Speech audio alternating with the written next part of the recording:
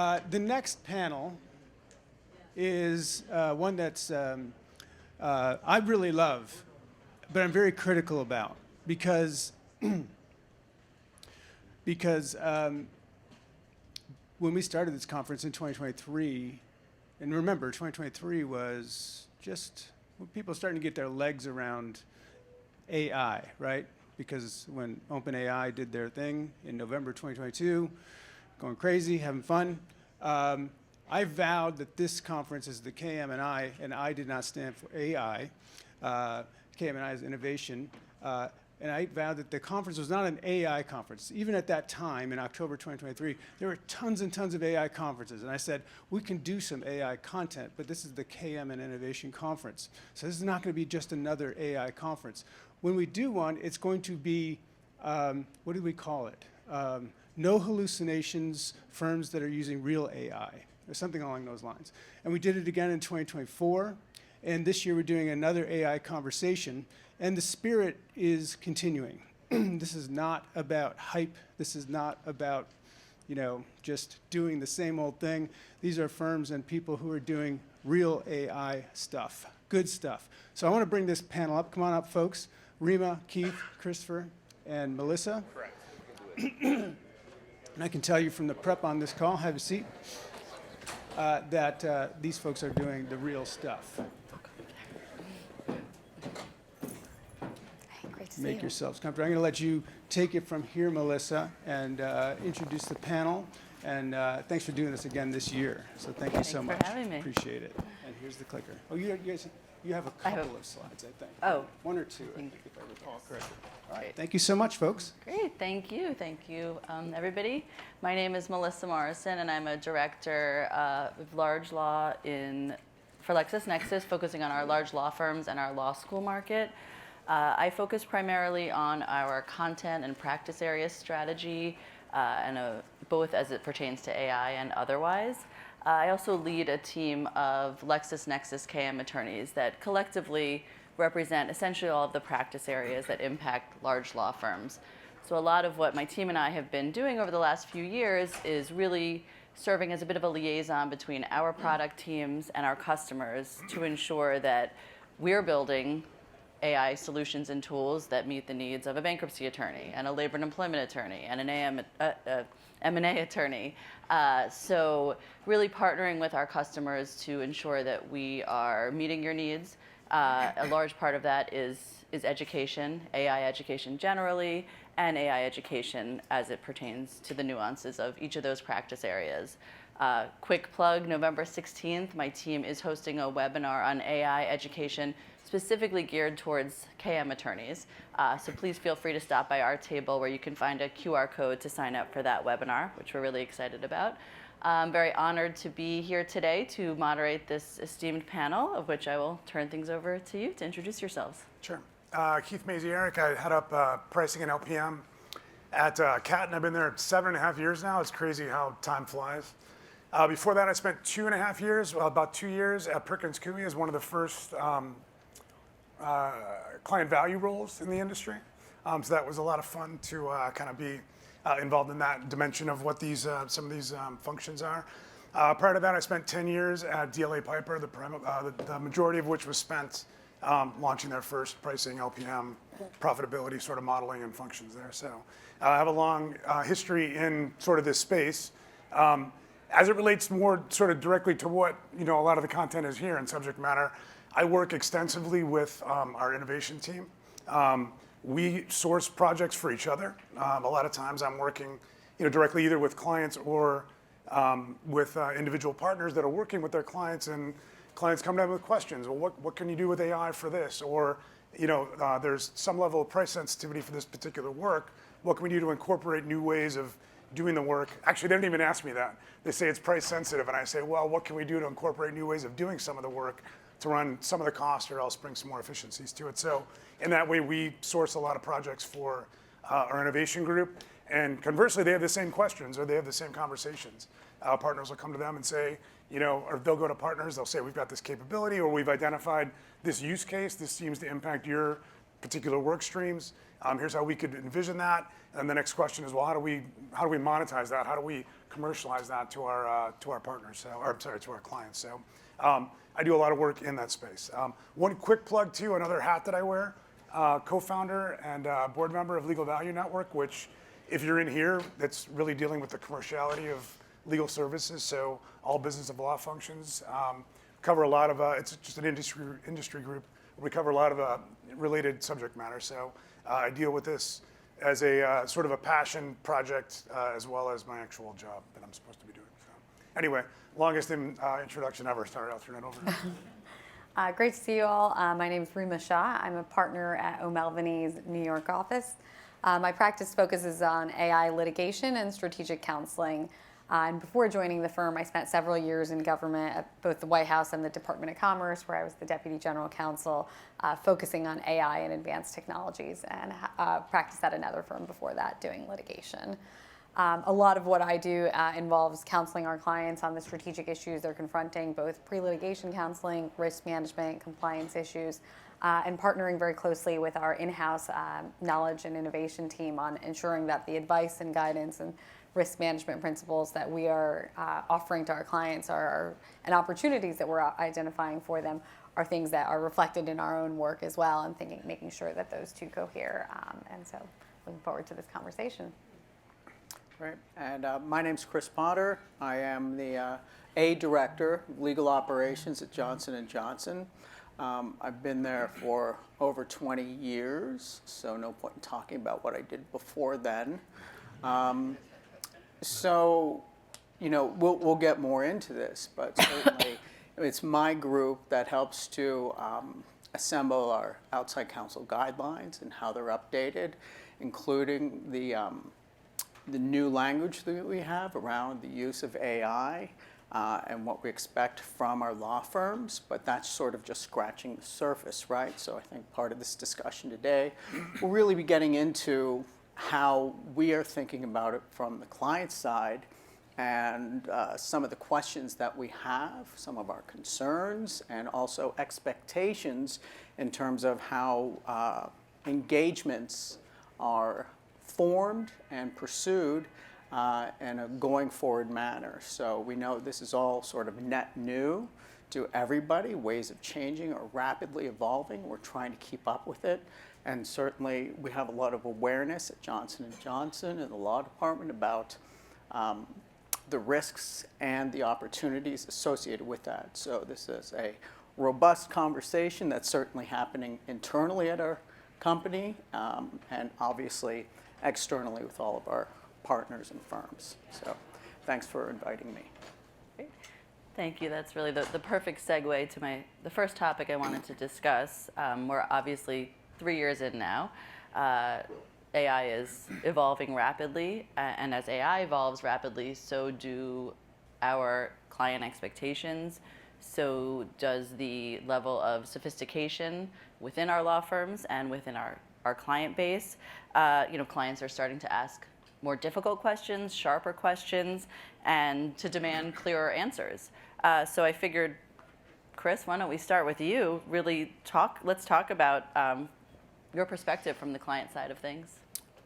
Great. So I had a couple of slides. Can we put up the first slide, please? Oops.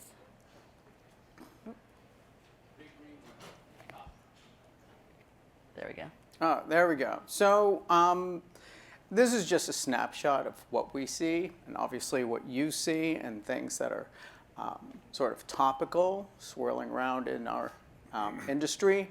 And the point of just bringing this forward is that we all have sort of a common understanding generally of risks, pitfalls, opportunities, those kinds of things, and what are the considerations.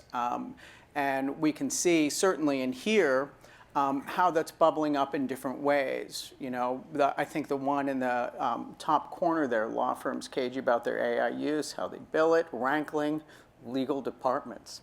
I don't know that we're rankled yet, but I would say that we are curious, more than curious. And that flows too, thanks to AI, more tasks are staying in-house. That's happening in-house with us, and we're trying to figure out how we use that. Certainly our general counsel is strongly promoting the use of AI within the law department for efficiencies, not only operational efficiencies as relate to like what I do and what my team does, but also in terms of the attorneys, trying to have greater sort of self-reliance and maybe less reliance on outside counsel in certain ways, or just getting to faster opinions on behalf of our internal clients, things like that. But the point of this really was to say that the topic is wide-ranging and both impacts us internally as well as externally. Can we go to the next slide, please? So I don't know that we'll get through all this, but I think all of this is sort of relevant and topical, right? So measurable benefits, reduced costs, faster turnaround, higher quality outcomes. Yeah, that's what we're looking for. We have started our rate review process, headed in for 2026. And part of the communications that went to outside counsel is also how can you demonstrate to us the value of how you're leveraging AI and technology to become more optimized and efficient, and how does that then translate back to us? What's in it for us? AI adoption should lead to tangible improvements in legal operations, not just theoretical gains. So that's sort of the point. This next point, share examples of how the client evaluates law firm performance in terms of AI efficiency. That's actually on both sides of the fence. I would say that for us, how do we evaluate law firm performance in terms of use of AI and efficiencies? We don't know yet. We're still looking into it. We're looking to you. We're looking to the external environment.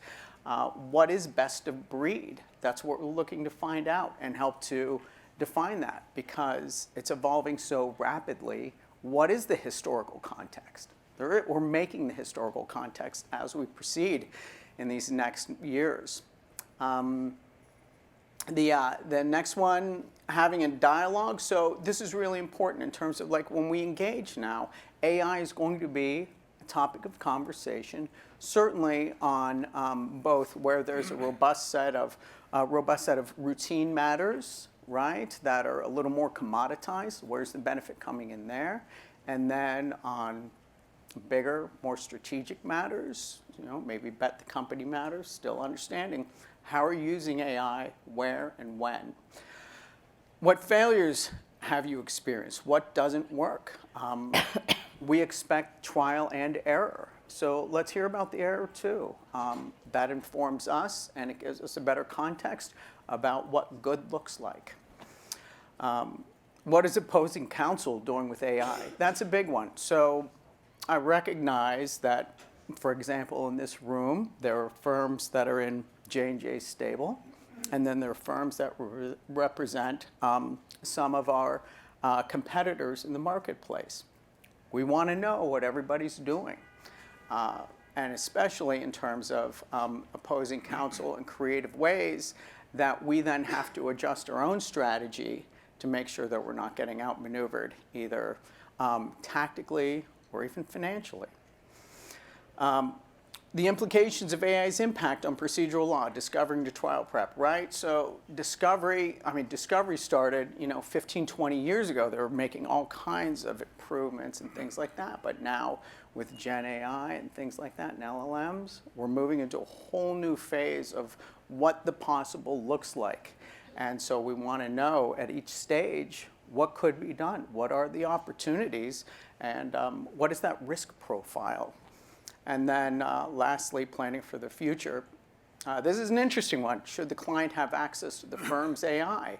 How are you using it? What are you using? Can we see it? Can we get our hands in there too? So a lot of considerations here that are swirling around in the corporate general counsel's office. So that's where we on the client side, that's where we sit. So. A lot to unpack there. Reema, Keith, any quick reactions? Absolutely. I would say, a lot of the questions that Christopher raised are ones that we are grappling with and seeing from clients across the board who are asking us, how is not only are your costs going to go down, but actually how is the work product that I'm getting going to be better? And I think that has been one of the key pieces that we've been interested and engaged to see is clients are not only demanding, of course, efficiencies both in terms of time, associate hours, and the like, but also taking advantage of the opportunities afforded by AI to actually explore new types of theories, to put together new fact patterns or arguments that maybe may not have been possible in the same way, develop new strategies, to develop, for instance, in going to trial, mock trials are extraordinarily expensive, and AI, certain platforms afford you a possibility to actually learn some of those insights in a significantly more cost-efficient manner. And so how are you actually deploying AI, not only to reduce my costs, but actually give me access to skills, to insights, to expertise that I would not have had absent that. And so that's something we're working both internally on at the firm level, as well as working with our clients on, many of whom, as Christopher was saying, are grappling with these same issues. How do we as an in-house counsel deploy AI? How do our business partners that we advise deploy AI in a way that manages the risk, particularly in light of the very dynamic, complicated, evolving regulatory landscape that we're seeing right now with federal government actions, executive orders on the issue, new state legislation, new state regulations every day that are complicating the risk environment for our clients that are trying to navigate what are the most effective uses of AI for our company, for our business colleagues, and how do we maximize its opportunities while actually minimizing the risk of litigation that has been incredibly live, especially in with respect to generative AI and the IP issues it raised, while managing the risk of FTC or state AG scrutiny that, again, has been very active and when directed at various Gen AI platforms as well as companies that are using those platforms. And so that sort of balance of risk mitigation while opportunity seizing is something that we're constantly advising clients on, trying to think creatively in new ways and do internally in our own operations as well. Starting from the ground up, both from obviously discovery, which has long incorporated these technological improvements to render the process more efficient, but also in thinking through opening arguments. Can we use generative AI to actually render that process more efficient, and building fact patterns and gleaning insights from depositions and pulling together lists that would have taken associates days and days to uncover? How do we then free up that time to actually pursue new strategic opportunities for our client that wouldn't have otherwise been possible? So I think the topic of expectations is one of the most important ones in all the conversations that we have surrounding what are the impacts of AI on practice of law, value, all those related subjects, I guess. Reason being, expectations are formed based on information, and there's a lot of asymmetry of information within law firms, between law firms and clients, within client legal departments. So it's really, and you can notice the symptoms of this coming up in different conversations you have with different clients, different colleagues at other firms, right? When you talk about, okay, what's practical, what's real, what's possible, what's the potential, what are the risk factors? A lot of times you see a massive gulf between those two things as far as what people's expectations are based on. It's actually very refreshing, very productive when you're talking to somebody on the other side of the table that's done a lot of their own experimentation, right? Because if you hear headlines like, hey, I always get on my soapbox about like clickbait type of articles, the titles that you see on from some publications about like legal bills, skyrocketing. Why aren't firms being more responsible with their and leveraging AI and driving those bills down? It's not always that simple. I'll borrow from the prior panel. I share a lot of the same sentiments that Brad Karp said about like everything is not created equally. So you can't deploy some tool that's going to have the exact same impact on the biggest, most complex work as well as the most commoditized work. But where does that sort of horizon get reset, right? Where does the frontier sort of get recalibrated to? That's what everybody's trying to figure out. So this is a great sort of a thinking pattern, I would say, or conversation map to have between clients and firms to go, okay, what is really possible? What are you using? How are you using it? What has been your experience in terms of seeing where there's a lot of opportunity, a lot of risk? Let's figure out what the intersection of that is and the work that we need to do. And then what does that represent for you with the work that we do for you, the work we could be doing for you, the work you're doing with other people that we could do better, that type of thing. And then I had one other point I was going to make on this too, and I forgot what it was now. I'll figure it out later. I'm sure it'll be relevant to something later, so I'll think about it. Yeah, so I mean, Reema, you started to really touch upon the transparency and the risk factor, and I know that's an area you're heavily involved. How candid are and should law firms be in disclosing their use of AI tools? Where's that line on transparency, and how do you kind of navigate that? Yeah, absolutely. I mean, we've generally found that our clients demand transparency on these issues. Our clients are very pro-innovation. They've encouraged us to use these tools, but they've also, they have concerns, as they should, about their data confidentiality, privacy, all the various risks associated with AI. And so, ask us to disclose any uses of AI in our work, and to ensure that the associates, partners, everybody who's using AI tools at the firm is educated on how to use them appropriately. And that's kind of a big part of what our knowledge management team is so focused on and has done a really effective job of, is making sure that, yes, these tools unlock incredible possibilities, but you need to use them the right way, and you need to be able to confidently tell clients that we have procedures in place to manage those risks. And so we've found that client transparency demand has been very high, and that has been very consistent, both with our own understanding of our professional responsibility obligations, as well as kind of how we advise clients in most of these situations where increasingly in the regulatory landscape, we're seeing from loads of consumer protection agencies, state legislative bodies, requirements for clients that are using AI in all kinds of different applications in all kinds of sectors, from financial services to healthcare to others, that they need to disclose to their own consumers their use of AI. They need to give their consumers the option to opt out of AI processing in certain respects if they'd like to, or give them an option for further human review depending on the implications of the use of that AI platform. And so often we are counseling our clients on how to best comply with that tricky regulatory landscape, and that often involves robust disclosures kind of at the front end as well as at the back end, building in a process that will manage AI risks effectively. And that is kind of very much in line with the approach we ourselves take as a firm in disclosing our use to our clients and building in processes to manage those kind of hallucination, bias, and other kind of well-known risks. Mm-hmm. Yes, Chris, from the client perspective, what are your thoughts regarding transparency and risk? Transparency, absolutely. I agree. Reema said it. We do insist on transparency. And like the last bullet there, having access to the firm's AI. That is a big topic of interest for us. Certainly, within our own organization, for anybody to use AI, you have to go through training before they'll make it available. In fact, we have, it's another sort of distinction in AI. We have a walled garden for like an LLM. That's our own sort of J&J chat thing. But then also licensing, and there's a pilot with using Copilot. But they're very different, right? The one walled garden presumes a certain level of privacy and security around that, and there are some, guardrails around what not to put in. But when you're dealing with Copilot, that's all of your data. That's your information. It's a different context, different understanding about how that AI works. So we take that very seriously internally, but even as we educate ourselves, we want to know what's happening with outside counsel. How is it being leveraged? What are you doing? How are you doing it? Are you doing it efficiently? Should we be doing it that way too?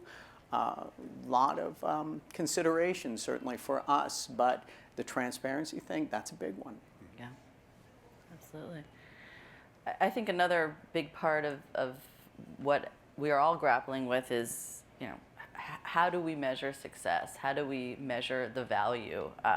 There's hours, time saved, but there's other efficiencies that really aren't related to time, even though we all, think this system of billable hours is so ingrained in how we historically have done things. But Keith, I'd love to hear your thoughts on, how should we measure the value of AI in legal work?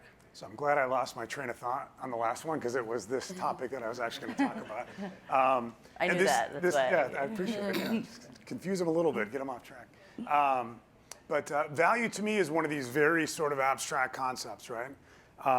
If you think about it, think 10 years ago, 20 years ago, did clients know what the value of the work that firms were doing for them was?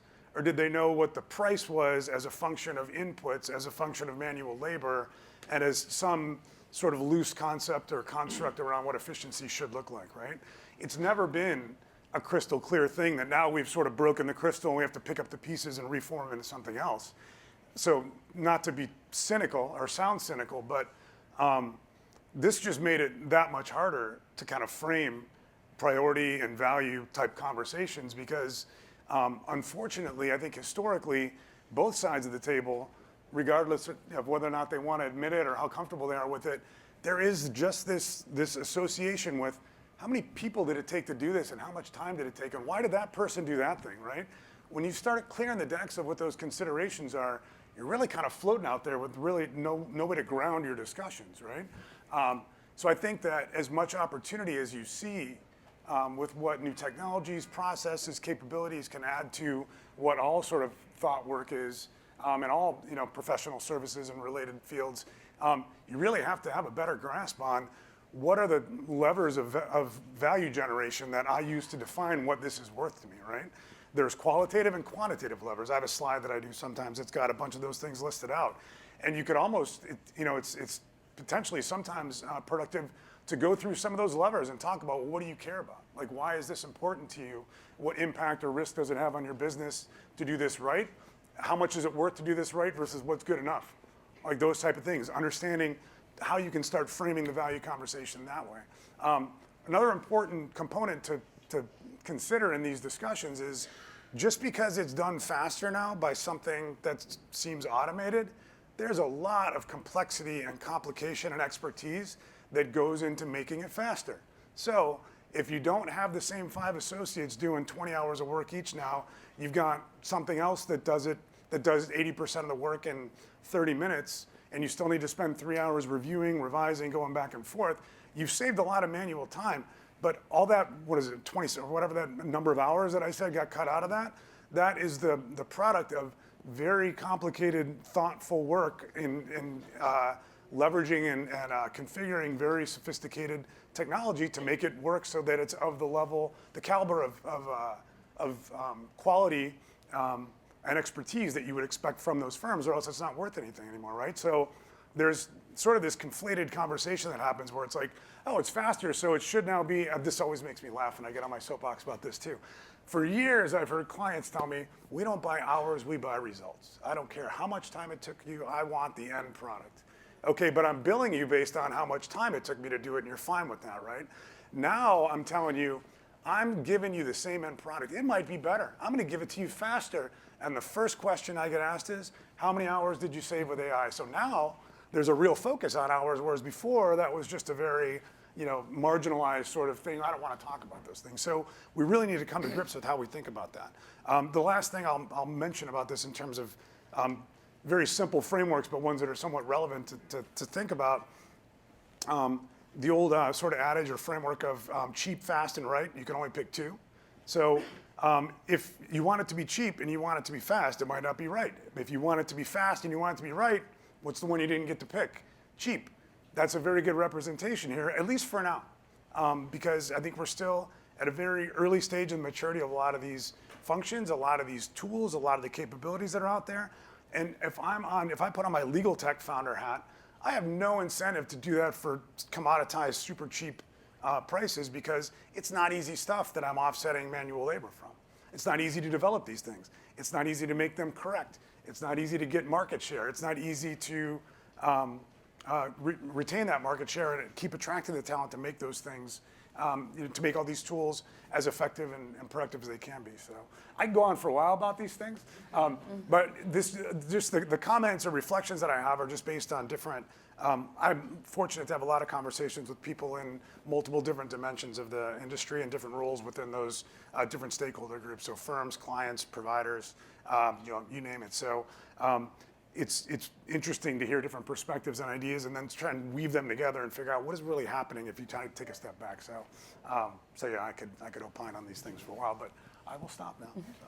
I'm kind of a nerd with this stuff. I like that. Reema, you Yeah, well, I was just gonna say, I mean, I agree, I mean, first and foremost with Keith's point that, I think we are still very early in our maturity of using these tools and actually deploying them effectively and kind of gaining the maximal value out of them. And so we see client improvements and our ability to kind of deliver what they need on all three of the spectrum, the sort of indicia that Keith was talking about, on faster timelines, on being able to turn things around quickly, and on outcomes in terms of the actual kind of quality of the work sometimes that enables us to produce.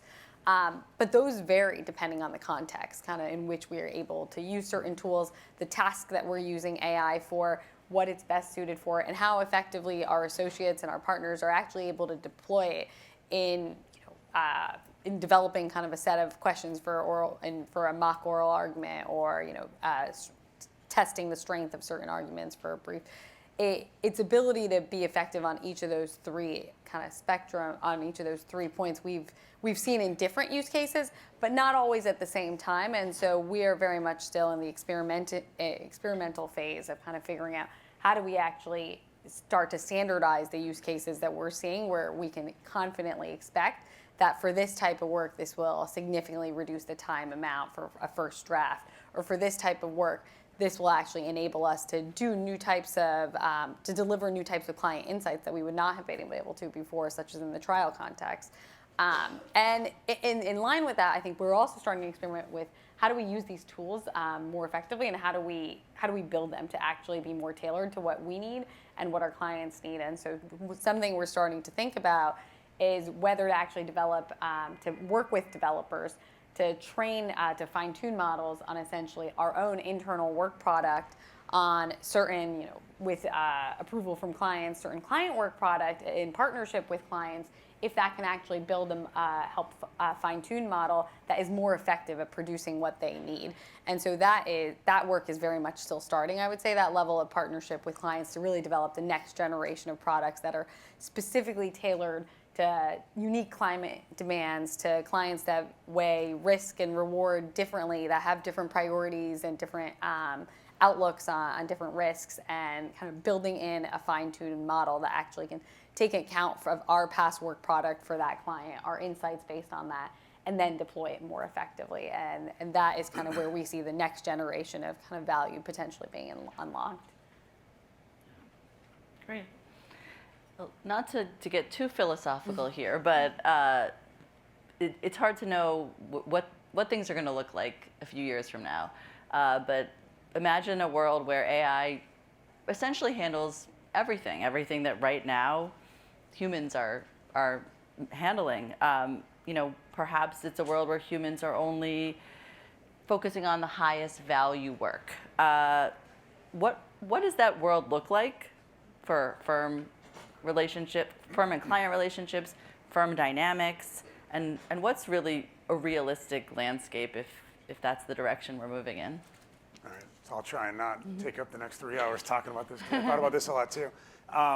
From a firm staffing composition standpoint, I've talked about this a lot, where it doesn't make sense to have the same breadth or same width of a triangle anymore for the typical sort of leverage triangle. You would expect, because the sort of the low-hanging fruit is more of the commoditized or high volume work on the bottom of what that triangle typically is, you would expect probably a more narrow triangle to start developing, right? Steve Poor Chairman Emeritus from Seyfarth, has a great way of stating that I never thought about before. He said it's actually more like a rectangle. And I'm like, so I always make sure I attribute that to him, because I didn't make that up. But I like that too, that representation, where you don't really have this attrition model of creating experts that the industry has relied on, because you can't afford to hire a bunch of people that are not going to stick around, or that you can't keep busy for that amount of time on the bottom end of the pyramid, right? So that changes a lot of internal dynamics. How do you recruit? How do you retain people? What's professional development look like? Because you have to keep around a smaller group of people to become those future experts, because presumably we'll still need experts. You can't automate all that, at least in the hypothetical that we're talking about. So that, to me, is a pretty fascinating sort of thing to think about, how do we, what effect does that have internally at sort of firm structure, and how operations really work in a knowledge-based business. The other big thing I like thinking about is consolidation, which you see happening anyway. Chris's slide about with the headlines that were up there. You see just as many headlines every day. Oh, thanks. Talking about mergers or failed mergers, or what does this consolidation look like? There was one not too long ago that talked about how mid-sized firms are now being bought up by AmLaw 200 firms, which is making them AmLaw 100 firms. So I said now mid-sized firms are becoming the AmLaw second 100. Second 100 firms are becoming the AmLaw 100. And then my thing is, if you extrapolate that out far enough, why do you need? I asked this question when I was much more naive than I am now. Not that I know everything, but I said, why do we have so many law firms? Like, why is there an AmLaw 200, NLJ 350, or used to be NLJ 500 or whatever back then? And I asked some partners this back when I was at DLA, and they said, oh, well, legal conflicts. You can't have too few players in the market. I said, well, accounting, consulting, they have big four. They're like, oh no, you need this fragmentation because of conflicts. And I'm like, but that much fragmentation? So it's interesting now that I'm 25 years older, you start seeing this consolidation happening, right? And it sort of makes sense because if you had a higher volume of work, like let's say these capabilities create more volume of work and more demand, but it's you can get through it in more structured ways that have less sort of deviation or variance in how the work gets done.